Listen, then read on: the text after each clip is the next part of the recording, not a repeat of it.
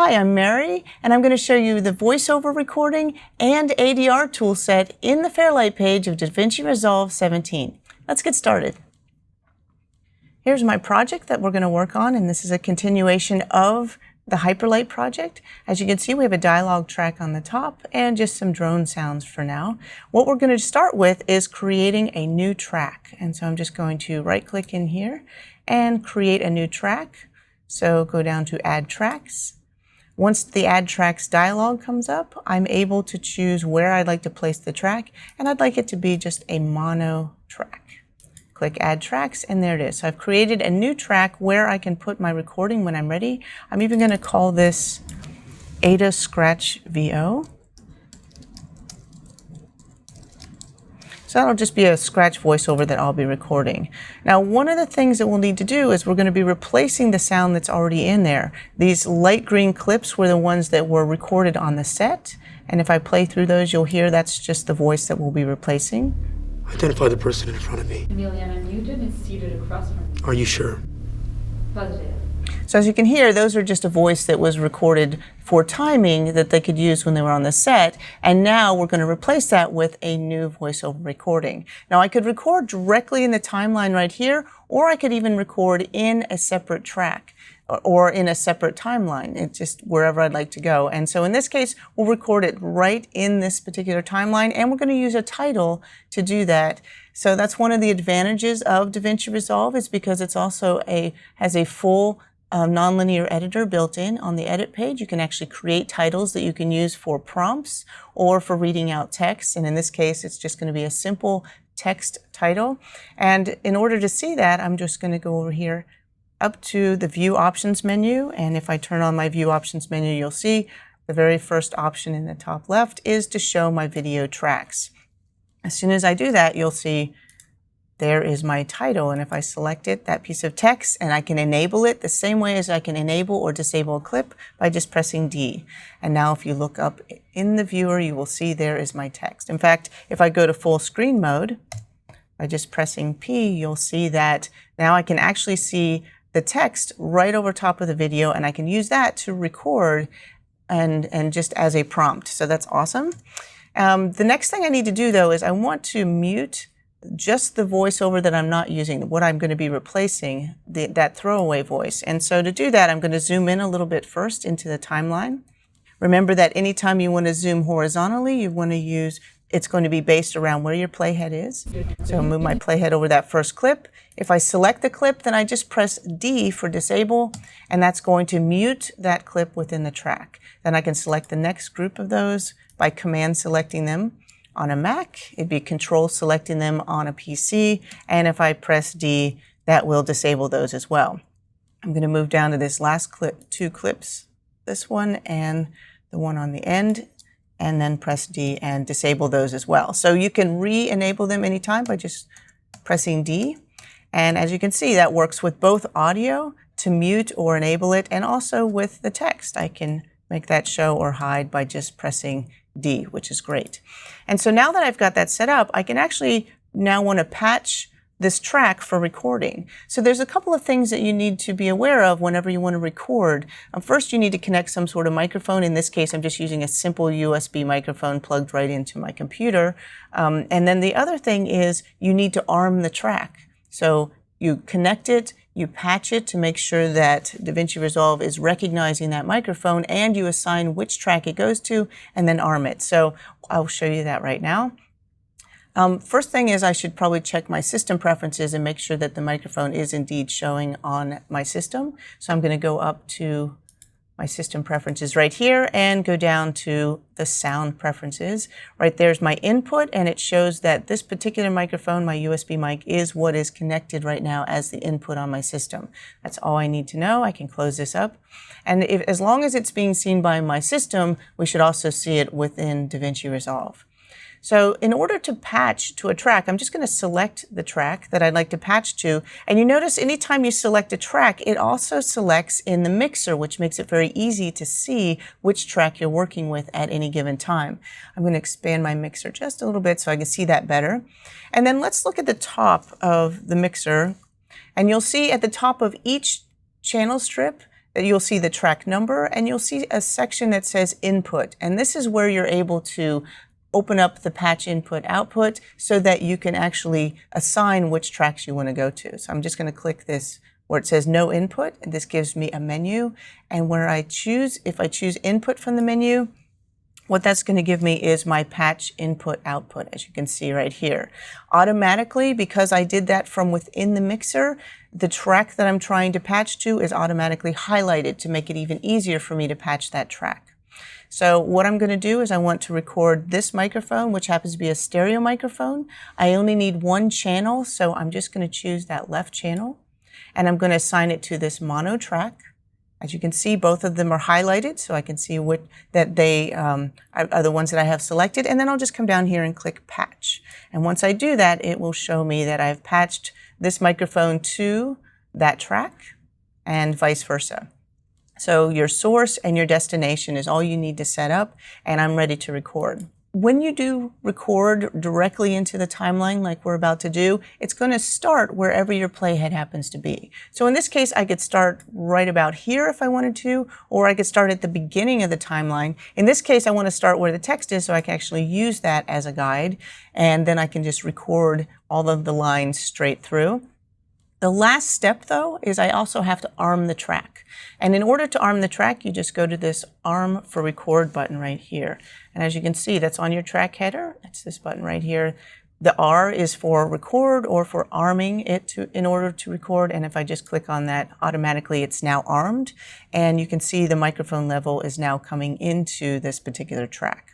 Okay? At any time, I could then solo it if I only want to hear that track while I'm recording, or I could mute it as well. In this case, I'll solo it so I don't hear any of those other tracks while I'm recording this section. Okay. I'm going to go ahead and come out of Zoom.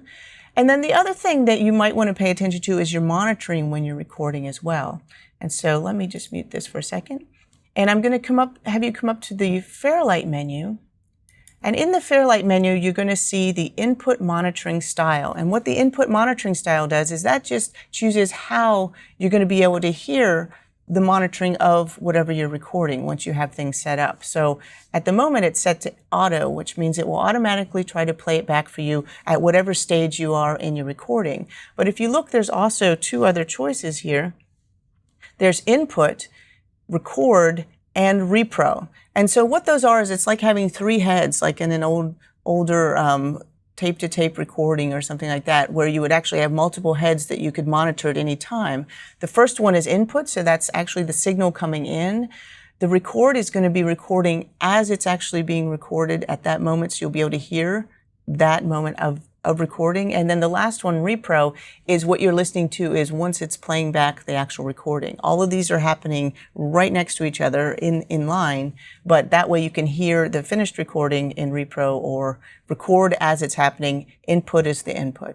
Now, by selecting auto, it's basically going to let you hear it along the way always. Okay. Now, if you hit mute, that just means you're not going to hear anything, and that might be more useful if you have a live microphone and you just don't want to hear it, don't want to be monitoring it, then you can mute that. So I'm going to leave this set to auto. And again, that's in the Fairlight menu. And the Fairlight menu is where you're going to find many things that are very specific for working with audio, or the Fairlight page. So now that I have this set up, I'm going to actually do a recording. Now when I do, you'll see the recording appear right here in this track. One of the things I might want to do is make this script that I'm using a little bit larger. So I'm just going to select that, bring it here so it's right in front of me so I can actually read it very easily, right? And I could even make this larger if I wanted to really see that script. I could even use scrolling text if I wanted to make it more like a teleprompter, but in this case, it's not that much text. So first thing I'll do is I'm going to back this up a little bit and I can just record. I'm not worried about the timing for where it fits in the timeline. I just want to record this right in. And in fact, I could hide my other tracks so I don't have to see anything except for the tracks that I'm actually recording. But I'll do this first one without hiding the other tracks. So let's try it. When I'm ready to record, let me just move this a little bit out of the way. I will need to press this record button right here at the top. As you can see, that's right in my transport controls. Or I could assign a shortcut for recording if I'd like to do that. In this case, I'll just hit record and read through the script one time. Emiliana Newton. Yes. Philip Maida. Philip Maida. I cannot explain this discrepancy. Earth date is March 22nd, 2103. And then I can just press the space bar to stop recording. And as you can see, there's my first recording in the timeline ready to go. I'm actually going to change color of this clip and go ahead and give it a color just randomly. I'll make it, let's say, yellow. And that way I can see it in the timeline. I can even zoom in a little bit if I'd like. And once it's been recorded into timeline, I can also raise the volume level as needed if I like as well. So if we wanted to hear this back, I'll disarm that track for a second and play. Emiliana Newton. Yes. Philip Maida. And as you can see, the recording worked. It wasn't great, but it definitely worked. So let's do another take. And when you want to record additional takes, they record directly on top of the original. So it's not going to cover anything up. It's just going to be recorded as a new layer in the same track. Now, for this one, I'm going to hide the other tracks just to show you that that's another option that we have. And so I will come up here to the index, and right here in the tracks index, I can hide any tracks I don't want to see. So I'll hide my drone, and I'll also hide the upper dialogue. And in fact, if I wanted to, I can even hide the video track if I don't want to see that. Okay, in this case, it doesn't bother me having that video track up there, so I'll leave that part. So there you go. I am now only going to see where I'm recording. I can hide my index again. And so let's just record another take right on top of the one we had, and I will just, everything else will be exactly the same. Let's just record that. So I come over, hit record. Emiliana Newton. Yes. Philip Maida. Philip Maida. I cannot explain this discrepancy. Birth date is March 22nd, 2103. There. And there's my second take, and as you can see, sitting right on top of the other one, and I'm going to go ahead and give that a color as well. I'll make this one orange just to give them a little bit of difference. Now I'm going to record one last piece. We're just going to re-record this middle section where in the script it says, I cannot explain this discrepancy. I'd like to do that as a contraction just because that way the director has a choice if he decides to humanize her a little bit more by letting her talk in contractions instead of just very stiff computer speak. So I will do one more take of just that section, and all I have to do to make that happen is move my playhead to the area where I want to record that. I'll hit record and let's go for it. I cannot explain this discrepancy. So that was, I cannot explain this discrepancy. It wasn't exactly what I was going for, so I'm going to undo that. And let's do it again, this time with the contraction. I'll hit record. I can't explain this discrepancy. There we go. And so now I've recorded all those different takes. Let me give this one a color of its own. Let's make that apricot. And again, whenever I want to color clips or color tracks, remember that right click on your 3-button mouse is how you're going to access those type of features that are just in those contextual menus. So now that I have this set up, let's see what it looks like. I'm going to disarm the track, and let's see what it looks like if I were to see all of the different track layers at the same time. So I go up to the View menu and show audio track layers, which is at the bottom of that view menu. And once I show those, you'll see there's my different takes all sitting on top of each other, ready to go. And I can listen to them. I can choose which one I want to work with, or I could just leave them just like this if that's what I choose. So I'm going to go ahead and hide those audio track layers. We'll talk more about them later. And instead, what I want to do is I'm going to do another type of a take for this. And we're going to do this one more time, only instead of just recording right into my main timeline, this time what I'd like to do is let's record into a different timeline, and we'll actually use the text as the prompt to set up the entire timeline. I'll just show you how that works. So in case you have a piece of text and you want to record your voiceover outside of your timeline, it's super easy to do. Plus, to make this a little bit more interesting, we're also going to record the 2 different channels from this microphone to 2 different tracks so we can set them to different levels. And that way we'll just have a safety take, which will be slightly lower in case the levels get too loud. So first thing I want to do is I'm going to go over to the media pool. Now, something to keep in mind, if you've ever been changing around your interface and you want to put it all back to the default, all you need to do is go to the Workspace menu and choose Reset UI Layout. And as soon as you do that, it will automatically hide any extra panels. It'll reset everything. It will put the viewer back, mixer, everything will go back to the default layout. And then I can just come over here to my media pool and pick up where I left off. In this case, notice that everything is in icon view, which is fine. I can change it to list view if I'd like to anytime by just clicking these buttons right here. So we have icon view or list view by just clicking those buttons. What we're going to do is we're going to come over here to this title for prompt. And the title for prompt is just a title, but you notice it's not showing right now, even though I know it's in there, because I reset my layout. And by default, you're only going to see here in the media pool clips that have audio. And of course, this is a piece of text. So although it's showing up here in my preview player, I can't see it down here in the list. And to see it, I need to make one change. And what that change is going to be is right here in this 3-dot menu, or our options menu. Anytime you see 3 dots on the side of a panel, that means there are more options. And in this case, if I click on that, I want to show all clips. So if I set it to show all clips and then click that, notice now that clip is showing, even though I could already see it, there it is. And if I select it, now I have something I can actually work with, media. Now, of course, this media was created in the edit page. Now I'm going to go ahead and make a timeline from the title by just right-clicking, and you notice the first option that you can see there is create new timeline using selected clips. So I'm going to use that option and just select that. And notice here it's going to give me a timeline. I'll call this VO with safety.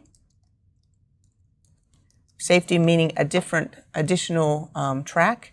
Now, for this one, I actually want to have 2 different tracks, and I'd like both of them to be mono. So I could have set that up when I first made the timeline, or I could just do that right now. So the track that I have right now, as you can see, this has 2 channels. You can tell there's 2 channels because it shows me at the top. And also you can see the 2 different lanes in there that show you that it's got a left and right channel in it. I'm going to right-click and change this track type to mono. And by doing that, I can change the track configuration from stereo to mono, and it's just a right-click away. So I'll go ahead and make this mono. As you can see, I have a single mono track now, and I'm going to right-click and add one more track, mono, and there it is. So I now have both of those tracks ready to go. Both are mono, and I can make them the same height if I wanted to. Let's name them. Just double-click the top one, and this will be Unity voiceover, meaning I'm not going to change the levels. And the second one that I'm going to use will be with safety. So VO with safety. And basically it just means I'll record it at a slightly lower level than the first, just in case we need to have that as a backup. Now, how do I patch it? I have one mic going to 2 different tracks. I can do that easily because this has 2 channels. It's a stereo microphone. If I had 2 different mics coming in through an audio device or 10 mics coming in through an audio device, I can separate each one easily using this technique to get them to different tracks for input.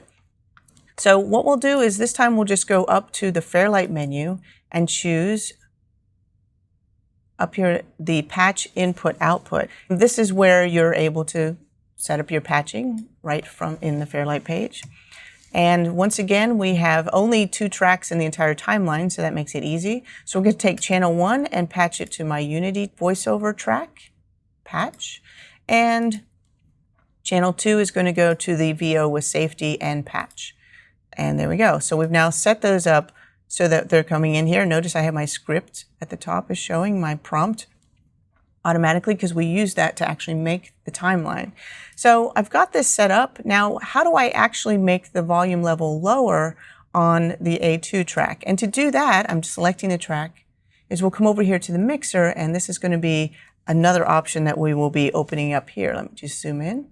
And if you notice, it shows that the input is my microphone. And then if I select that for the A2 track, one of the things I can bring up is the path settings. And what the path settings does is it will give you this alternate window, which I'll just show you right here. And this window will show you recording input information for whichever track is selected. Right now it says path settings for the voiceover with safety. If I select the other track, now it's showing me the settings for that particular track, my Unity track. So I'll go back to this one.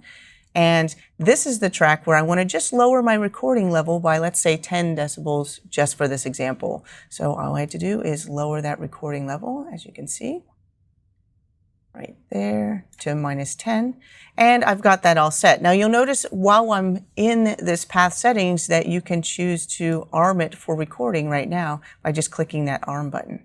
So I can toggle on and off arming right now, as you can see. So I'll go ahead and arm this track, and the second track I'll arm it here, and that's it. So now I'll be able to record to the two different inputs. I'm going to just go to the beginning. I have my text prompt. Now I'd like to make this a little bit larger, so I'm going to pop this out, hide my meters, and just make it a little easier for me to see. All right, and we'll just read through this one time so that you can see how I can record with the two different levels. So let me just make sure. I'm going to double check the settings to make sure that the safety settings were the ones that I lowered, and they are. And let's just run through the script once. I'm going to hit record. Emiliana Newton. Yes. Philip Maida. Philip Maida. I cannot explain this discrepancy. The SUT is currently 9543454. And there's my recording. And as you can see, let me go ahead and disarm those tracks. And you can see very clearly, zoom in a little bit, that the levels, recording levels, are different on the two tracks. The lower track was indeed 10 decibels lower. And so that's the way that you can record at two different levels or multiple sources coming into your tracks. So that's it for this voiceover section. Now what I'd like to do is show you how our ADR tools work. We have an entire ADR tool set right here built into DaVinci Resolve. Now, if you're not familiar with ADR, that means automatic dialogue replacement, and that's for replacing specific dialogue, whether it's for dubbing for another language or if it's actual dialogue replacement by the same actors who have to reperform their voices on screen because it was too noisy. That's what it's used for. And the ADR toolset is also great for Foley sound effects if you want to record specific sound effects in sync in timing with the video. So in order to show this, I'll go ahead and put my viewer back, is we're going to come over to the ADR toolset. It's right here, and I can bring that up. But first, actually, I need to open up a different timeline. So I'm going to come over to the timelines and come down and open up my ADR starting timeline. And I'll start my ADR session. And so this is the timeline that we'll be working with for ADR. Before I actually go into that any further, though, I wanted to point out that whenever you record, your recordings are going to your capture location on your system. Wherever you have it set up for in preferences to capture, that's where it's going to go. And in this case, it's also going to record when you're working in Resolve into whatever bin you happen to have selected. So for doing our ADR recordings, I'm going to create a new bin and select it before we start. And that way, all the recordings will be right there in that bin and it'll be a little bit neater and more organized and easier to find. So let's go over here. So I'm going to right click and just create a new bin. There's my new bin, and I'm going to call this ADR session 1. I can label it or color it or leave it as is. In this case, I'll go ahead and color it blue, and you'll see that that will be blue. The bin will be blue, so we can actually see that really easily if I want to grab that at some point. So this is the bin I'm going to be recording my session into. I don't need to look at this anymore. We can go ahead and come right up to our ADR tools. Now, keep in mind, if you don't make a separate bin for your recordings, they'll still be in the media pool. They'll just be in whichever bin you happen to have selected at that time. Now, for our ADR session, let me go ahead and bring up my meters so you can see the video. The idea is that we may need to replace the dialogue. Let's say it was recorded on the boat or near traffic or on an airport tarmac or wherever it was really noisy. That original dialogue recorded on the set is completely unusable, other than to sync and maybe cut together the scene for timing, but now the actors have to come back in and reperform it. So one of the first things you have to do is actually set up your system for ADR recording, and then you can start making a list of your different cues. So where you do your setup is right here on the setup panel. As you can see across the top, in your ADR toolset, you will see that this is where you create your list, here's where you can record, and of course, this is my setup right here. And so what we're going to do is we're going to start here in setup. Again, the ADR toolset, I can turn it on and off anytime by just clicking ADR in the toolbar. And so first thing I need to set up is I need to decide how many seconds of pre-roll I need. Now, pre-roll is how far back the playhead goes before it actually begins recording. And so pre-roll is also when you can set up your timing. So, for example, if you want to count in for your talent so that they will have a chance to, get ready to record, then you might want at least 5 or 6 seconds so that there's time for them to get a count in and then go. Very few people can actually start immediately in sync right when the playhead starts recording. And so we'll come up here to the pre-roll and I'll just set it to 6 seconds. And then the post-roll I can leave at 2 seconds. That means it will roll 2 seconds after the recording. Now, one of the things I need to do is I also have to choose which track I want to record to. Now, I usually have a track selected. In this case, I already created an ADR track, so all I have to do, I don't even have to select it, I just have to know which track I want to go to. Again, for this example, we'll be recording onto this track, so I need to just choose that from the record track. Watch what's going to happen to the record source as soon as I choose a track. So I'm going to choose the ADR track, and as soon as I do, it's going to allow me to automatically choose what my record source is. And when I do that, it will automatically arm that source as well. So let me come over here. I'm going to choose channel 1 for my blue snowball. And as soon as I do that, check out over here, this automatically armed the minute that I chose which source that I wanted. So all the patching is done automatically when you're working with ADR. Okay. So now that I've set that up, I'm going to go ahead and out of that. I'm also going to mute this track or disarm it right now. I just don't want to have to hear any mic feedback right now for this tutorial. So I've got the record source, I have the record track, and if I need a guide track, if there's one particular track I want to hear over the other tracks, then I would choose a guide track. In this case, I'm going to start probably recording with Emiliana, so I may choose that as my guide track. Let's come down here to our character setup. There's Ada and then there's Emiliana, and so what I'm going to do is we need to add another character, add new, and let's choose Philip. And that way all 3 characters in my show are now listed here.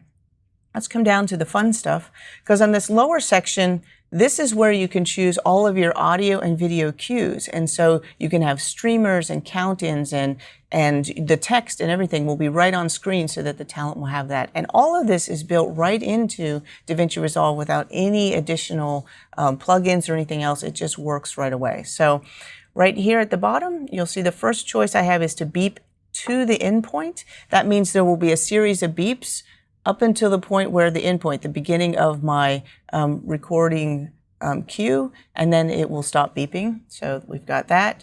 We have something, the next one down is beep at the endpoint, and that means that's go. The endpoint is when the actor is cued that they have to start talking or should start talking. And so it's important to have both. And so the beep to the endpoint is like your 3, 2, 1, and the beep at the endpoint is your go. Now let's look at the count in. That's another one that we have right here. There's our count in. And what we can do with the count in is that's basically going to tell me how much of a count in the talent actually needs. Any of these settings, you can double click and actually get more information. And as you can see, by double clicking this, it shows count from, in this case, 3 to 0. So it's going to give me a 3, 2, 1, and then go, right? The go will not be a number. And the one thing to keep in mind is all talent is different, right? Some people need a longer count in, then make your pre-roll a little longer and set up a longer count in. In this case, 3 is fine, so we'll just leave it set to 3. I'm going to go ahead and hide that. And let's go down and turn on our video streamer. This is going to be something that's going to give us visuals so we know 3, 2, 1, and then go. You'll see a flash for go. That's our video streamer. And then we also have right here, let's go down, we have our on-screen cue text style. So I'll just pull out for a second so we can see that. And you notice this is where you can choose what font you're going to be working with and how heavy that font's going to be and also the size. And for this example, I'm going to go ahead and make this a little bit larger so we'll really see it. I'll go to like 50 point, somewhere in that ballpark. And just to make it a little bit larger on screen once we start making cues. I can hide that again by just double clicking on it. Now the last one, Smart Timeline, will allow you, if I double click it, you'll see it will have either a moving or a fixed playhead, and it also will auto zoom to the time code area where your cue is as you go, and also to the tracks. So you'll always be seeing whatever it is you're recording on screen, which is helpful. So I'll leave that turned on. And then at the bottom, we also have mixing controls. If you are recording in a studio environment where you have to use talkback and you need to set up different guide track levels and things like that, this is where you would be able to make those changes. So go ahead and turn off my mixing controls for now. And I think I have this all set. So the next thing we're going to do is go over to the list. And on the list panel, this is where you actually set up your list. Okay, this is where you figure out where the cue is, and all you need to do is mark in and out points and type in what the cue is, choose the character, and you're all set. And so I'm right here, I've clicked on list. My playhead is on the first cue that I'm going to use, which happens to be this line of dialogue located between these two pink markers. So if I wanted to solo that track to only hear that for a moment and play it. Identify the person on the med lab. Okay, this is Emiliana saying, identify the person on the med lab. There's nothing actually wrong with this to record, but I am going to use this as the example for this exercise. And so one of the things I could do to set up this cue is I could just mark an in and out point anytime I wanted to. By the way, you don't have to solo your tracks either. Is I could set an in point a little bit away from that clip to give it a little bit more room, or I could set it right on the edges of that clip, and that's entirely up to how I want to set up my cues. In this case, I'll use the shift up and down to move from marker to marker, and that will easily make it really easy for me to get to the marker, and then just press I to mark an in point, shift down arrow, and mark out. So I'm using markers for this one to set this cue. If I want to zoom in a little bit more, I could, just so I could see this a little bit better. And this is the one that I'm going to record first. I want to just play from the in to the out point. That's Option and the / directly above it, or Alt /, and just remember the slash is the one directly above Alt or Option on your keyboard. Identify the person on the med lab. Okay, so now I know what the cue is. So if you notice, by setting my in and out points, I can now come over to the controls and just click the button that says New Cue. And as soon as I do that, it's automatically added the cue. Right here is the cue number 1, and that gives me the time code, and I can choose the character, which is Emiliana. There it is.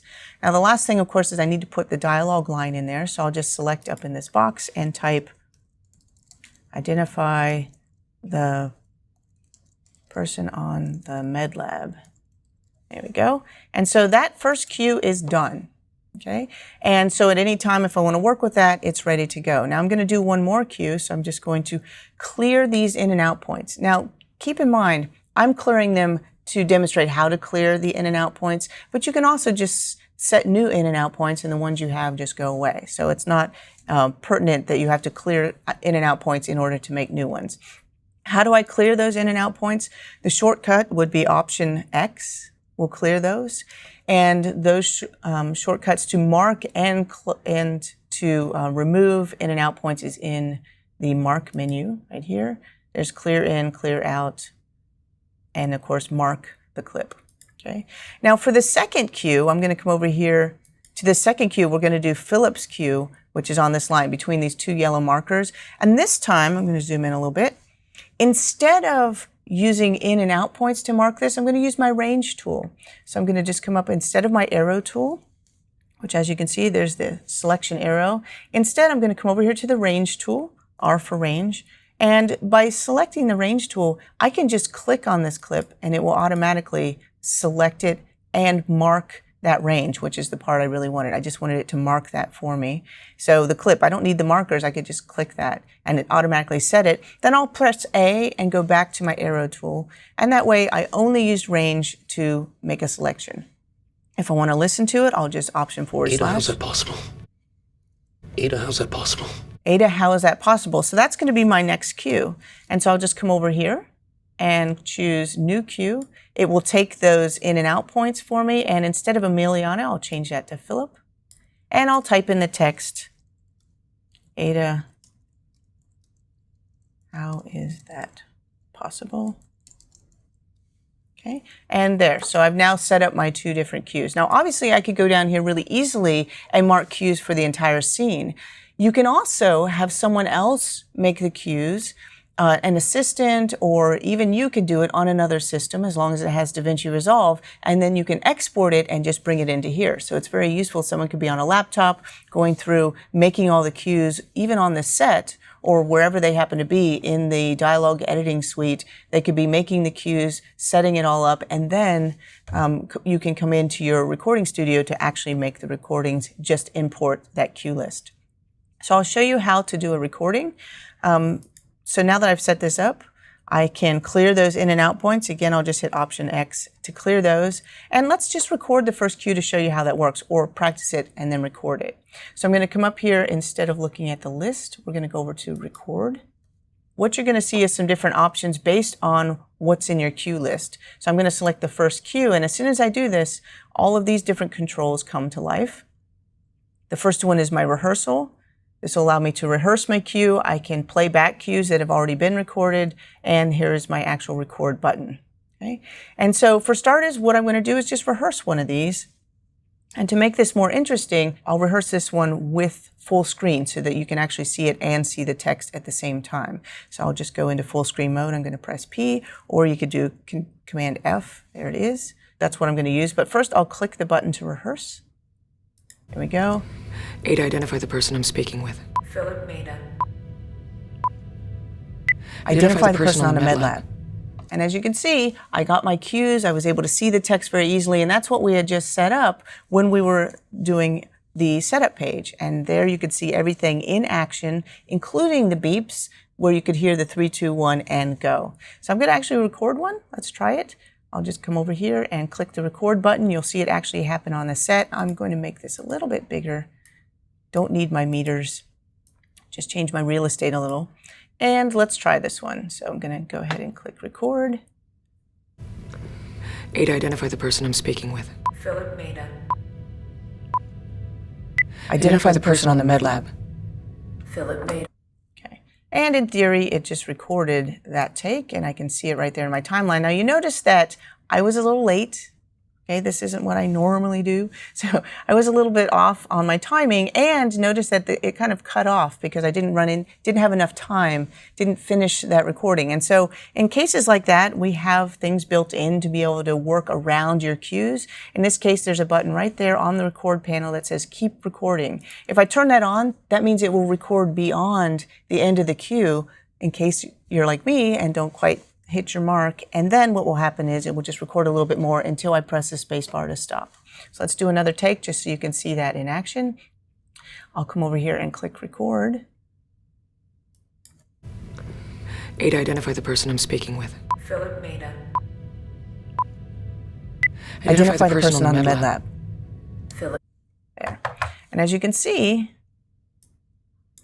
I have this set up, and I can now extend this, and I actually got it right. Now, it may not be in sync, and in fact, if I look at these two takes, the original, and if I look at the one I recorded, you can see that I was off a bit, but I could also just go over there and move it, right, and try to move that into position at any time. So I do have that option. Now, one of the things that we can do, I can also trim it, by the way, if I need to, is as long as I'm in a recording session, which I'm doing right now, I've done 2 whole takes, is I have the ability to come over into my list and look at those different takes and listen to those takes, even though they're in different layers. So, for example, right now you can see that there's 2. I'm going to show my audio track layers under the View menu. So you can see those. And when you see the layers, you can notice there's my 2 different takes right there in layers that I can see. I can have 10 takes or 20 takes within the same track if I wanted to. All of them would show up as a layer within that track. And if I want to play it, let's say I want to go back and preview one of these. Take 1, for example. If I press play, watch what happens. It will actually hide the other take and only let me see that one so I can tell which one I'm working with. I'll just go ahead and show you. A to identify the person I'm speaking with. Philip Maida. And for this, I'm going to put this back so you can see it better. And I also think I will fix my playhead. And by fixing the playhead, it will scroll underneath it, which should make it a little bit easier for you to see. Let's do that. There we go. And let's just play that one through. A to identify the person I'm speaking with. Philip Maida. Identify the person on the And map. as you can see, it hid that as long as I was doing my preview. Now let me try the other one. I want to see take 2. Watch that take 1 will disappear when I do that. So I'm also going to do this one more time. Zoom out a little bit so you'll see it and you'll watch. 1 will disappear. Watching. Ada, identify the person I'm speaking with. Philip Maida. Identify the person on the med lab. Just showing it will recognize those. I can even star them. I can say, well, this one was better. I can give it maybe a 2-star and this one gets no stars. But you get the general idea on how that all works. You could then see and hear all of those different elements that we were working with in the timeline. Let me hide my audio track layers under the view menu. There we go. And of course, those are my different takes. Okay, so it's very easy to work with our ADR tools. In fact, I'm going to show you, I'm going to bring in an entire list for you. One other thing I want to point out too is that you heard those beeps. In order for us to hear those beeps, those had to be actually set up and patched, which I'll also show you. But first, let me show you how to bring in a list.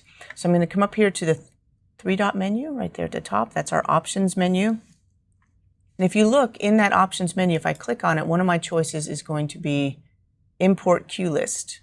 As you can see, import the queue list, or you can export the queue list. So if I was on a laptop and I just created all those queues, I just export it and it's going to come out as a CSV file, comma separated variable file that you can use on any spreadsheet program and then bring it in. Okay, so we're going to import a queue list and I'm just going to go to my desktop and find the media. There it is. And here's the file that we're going to be working with, this ADR text file. I select it, click open, and there is the list. And if you notice, inside of this window right here for my setup, before I actually import it in, it's going to give me the option to make sure that my columns are actually correct. So in case you have an assistant or someone making your variables and setting it up, or you have someone creating all your queues and they give them to you in the wrong order, and the out point is where character is and so on, you can swap those around right here. I'm going to click Import CSV, and there it is. This just populated with the entire text for the scene in seconds, right? And so once I've done that, my old recording session is gone, and now I have all of these cues ready to go. So very easy to work with. I could go to list, and you can see there's all those cues that I just brought in. And to make your recording even easier, you can come up here and sort by cues. So if you happen to be working with one actor coming in to read their cues, instead of seeing everything in a list, you can just come over here, zoom in a little bit on that. And you can see if I come into this menu, I can choose which characters I'm going to see. So if I only want to see Philip, then I do that. And now I'm only going to see Philip's dialogue for his recording session. All of his cues. I could show everybody if I choose. So very easy to work with this, and it takes no time at all to set it up, as you can see. And then once you're done, you have the tools that you need to be able to then edit this, do your dialogue editing, and work this right into your program or your dialogue for fixing. And as I mentioned before, you can also use this for Foley. Now, one thing that's very useful is that you can also use our elastic wave to stretch or change the waveform to make sure that it matches the original even better than what you had before. And so that would be one extra thing that you could do. If I look at this and say, well, those actually line up pretty well, but if I wanted to make a modification to those, I can just right-click and choose Elastic Wave from the menu. And once I do that, let me make this a little bit bigger. Here we go, you can really see that. And so now I can actually stretch this and decide, okay, I want to make it longer or shorter. I can really adjust to make sure that it fits timing-wise to this clip. I can nudge it over a little bit and try to match it as best as I can. I can even go in there and not only stretch the entire thing, but I can also go in there and finesse the levels even more by just pressing Command and clicking right about here if I want to add a time keyframe right there, as you can see, or a time marker, and that's basically going to let me make adjustments to it from within, which is great. I can also do another one over here to just adjust the back end. This will never change the pitch, and so that just gives me the ability to finesse these two to make them match up a little bit better. Identify the person on the med lab. for your work. So this is working with ADR. Before I sign out from recording though, I do want to show you how to set up those beeps just in case you want to have the beep tracks. In order to have those, the track has already been created here at the bottom at ADR beeps, but that was a track I actually created. It takes 2 seconds to make a new track, and then you just need to patch it to our built-in system generator, and that will allow you to generate the beeps. So I'll just show you how that's set up. Selecting the track, I will come over here, and there's the track right here.